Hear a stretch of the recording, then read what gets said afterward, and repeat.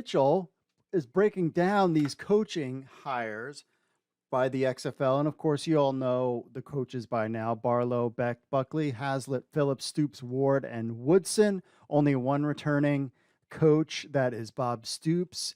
And this was last week. However, he's got a little bit more to add to this story as it pertains to the 8 coaches the XFL announced. When asked about what could be shared about selecting the league's 8 names, Dany Garcia credited the expertise of the football ops team of Russ Brandon, Doug Whaley, and Mark Ross in the recruiting process. Garcia also told ESPN that she and Dwayne had been dying to share this for months. So this has been out there for a while. Over the course of the last several weeks, coaching names have been slowly coming to the surface. Firstly, with multiple reports about Reggie Barlow leaving his post at Virginia State to join the league. Then most recently, word leaked out, thanks in part to a social media tweet of a contract signing by Terrell Buckley, that the former FSU legend also accepted head coaching position in the XFL.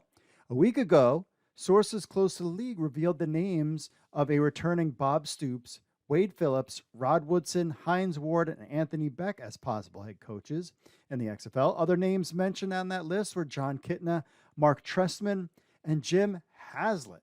That was the new one, Jim Haslett.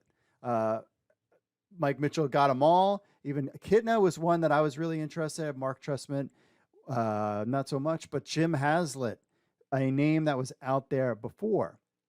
Now, he also said that the situation is fluid, but there's more to come when it comes to this. He says 8 of those names have put pen to paper and have agreed to lead the teams in the XFL. But this begs the question: what cities in the league will the league announce, and where will the league's 8 head coaches take up shop as they head towards the 2023 season? Well, several rumors and dots have been connected to where coaches like Stoops, Phillips, and others could land.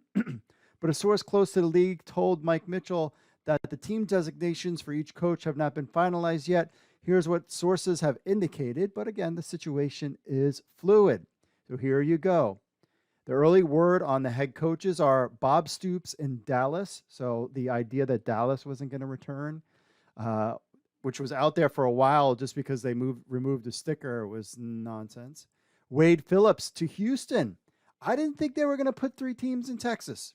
I didn't. And I thought Houston might be the odd man out. But no, Wade Phillips returns to Houston. Terrell Buckley would go to Orlando. Reggie Barlow would go to my DC Defenders, which is cool. I'm glad to see DC on that list. Anthony Beck to St. Louis. So there you go, Battlehawk fans. Rod Woodson to Las Vegas. Hines Ward to San Antonio. I know Hines Ward, I think, is an Atlanta guy. And then Jim Haslett to Seattle. However, none of this has been determined yet, and the situation is fluid. You know that the league will make, until the league makes it official, several key questions remain unanswered about the XFL in 2023. Like, where will the 8 2023 head coaches coach? What new cities have joined the league? And as a result, what 2020 teams will be replaced? And then ultimately, where will the league set up shop as they head towards February? There have been several indications that Redbird Capital Partners has been exploring the potential of setting up a hub site / headquarters for the XFL in Texas. Multiple sources have hinted at a possibility of a hub in Arlington, with the state of Texas being utilized as a central location for the league, but those plans could clearly change. The XFL's leadership group has reached out to officials from Octaw Stadium in Dallas, so no more using the old baseball stadium, and the Houston Sports Authority and TDECU Stadium about potentially using those venues again. So maybe we'll see about that. As expected with any upstart league, there are difficulties securing beneficial revenue deals often, and I've been informed that this is the case here. Venues will demand guarantees from the new league to safeguard themselves in this particular situation. So they're having an issue. Upstart leagues are at the mercy of top venues and city commissioners because they can make demands and ask for larger percentages and fees. And because of the recent history of the leagues like the AAF and XFL 2.0, venues are very hesitant to make deals with the next league that arrives on the scene because they have already been burned before and likely probably have lost money. Perhaps last week's news is a sign the XFL might reconsider a full 8-team hub for the 2023 season, especially if you've been watching any of the USFL games attendance out there. and pushing towards getting back to individual markets instead. This is what we want as fans. Do not do the hub. You've seen how it looks on television with the USFL.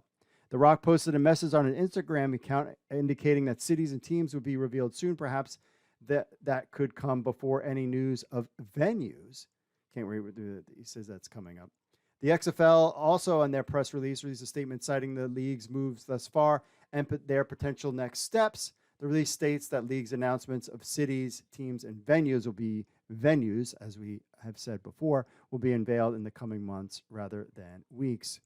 So that is the scoop from Mike Mitchell. He goes down in the list of all the different head coaches that came into the league. You definitely want to check out his article on XFL News Hub.